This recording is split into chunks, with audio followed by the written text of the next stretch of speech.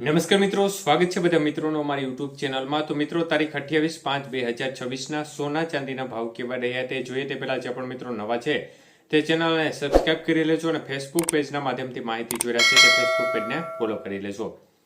તો મિત્રો, સૌપ્રથમ વાત કરીએ આજે ચાંદીના ભાવ બાબતે, તો આજે 1 ગ્રામ ચાંદીનો ભાવ 285 રૂપિયા, જ્યારે 8 ગ્રામ ચાંદી આજે 2280 રૂપિયા, 10 ગ્રામ ચાંદીનો ભાવ આજે 2850 રૂપિયા, 100 ગ્રામ ચાંદી 28,500 રૂપિયા અને 1 કિલો ચાંદીનો ભાવ આજે 2,85,000 રૂપિયા સુધી રહ્યો હતો।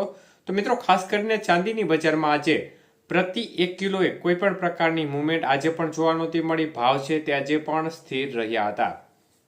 જ્યારે આજના 22K સોનાના ભાવ જોઈએ તો મિત્રો, આજે 22K સોનાનો 1 ગ્રામનો ભાવ 14,515 રૂપિયા, જ્યારે 8 ગ્રામ સોનું 1,16,120 રૂપિયા, 10 ગ્રામ સોનું 1,45,150 અને 100 ગ્રામ સોનાનો ભાવ આજે 14,51,500 રૂપિયા સુધી રહ્યો હતો।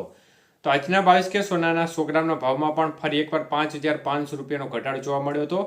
જ્યારે આજના 24K સોનાના ભાવ જોઈએ તો મિત્રો, 1 ગ્રામ સોનાનો ભાવ આજે 15,834 રૂપિયા, 8 ગ્રામ સોનાનો ભાવ આજે 1,26,672, 10 ગ્રામ સોનું 1,58,340 અને 100 ગ્રામ સોનું 15,83,400 રૂપિયા સુધી રહ્યું હતું। તો આજે 24K સોનાના 100 ગ્રામના ભાવની અંદર 6,000 રૂપિયાનો ઘટાડો જોવા મળ્યો હતો। જ્યારે આજના 18K સોનાના ભાવ જોઈએ તો મિત્રો, આજે 18K સોનાનો 1 ગ્રામનો ભાવ 11,877 રૂપિયા, જ્યારે 8 ગ્રામ સોનું આજે 95,016 રૂપિયા, 10 ગ્રામ સોનાનો ભાવ 1,18,770 અને 100 ગ્રામ સોનું આજે 11,87,700 રૂપિયા સુધીના ભાવ રહ્યા હતા। તો આજના ખાસ કરીને 18K સોનાના 100 ગ્રામના ભાવની અંદર પણ ફરી એકવાર 4,500 રૂપિયાનો મોટો ઘટાડો જોવા મળ્યો હતો।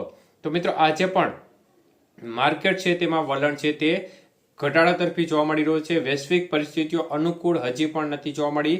સતત માર્કેટમાં અનિશ્ચિતતાઓનો માહોલ યથાવત જોવા મળી રહ્યો છે અને રોકાણકારો છે તે હજી પણ કોઈ જોખમ મોટું લેવા માંગતા નથી, જેના પરિણામ સ્વરૂપે અત્યારે બજારમાં એક ઘટાડા તરફી વલણ જોવા મળી રહ્યું છે।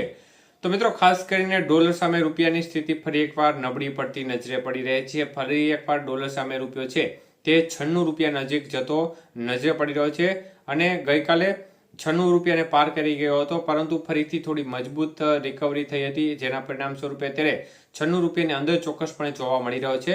તો આગામી સમયમાં ડોલર સામે રૂપિયો હજી પણ નબળો પડવાના સંકેતો દેખાઈ રહ્યા છે, પરંતુ સોનાની બજાર છે તેમાં પણ હજી ઘટાડો થવાની પૂરી શક્યતાઓ છે। ચાંદીની બજાર છે તે પણ આ લેવલે હજી ઘટાડા તરફી વલણ ધરાવી શકે છે, જ્યાં સુધી યુદ્ધની પરિસ્થિતિ સંપૂર્ણપણે સ્થગિત નહીં થાય, સ્થિર નહીં થાય, ત્યાં સુધી આ માહોલ હજી પણ ઘટાડા તરફી બનવાની શક્યતાઓ વધુ દેખાઈ રહી છે। એટલે આગામી સમયમાં જે પણ ફેરફાર થતા હશે તે બાબતની સતત અપડેટ આપવામાં આવશે।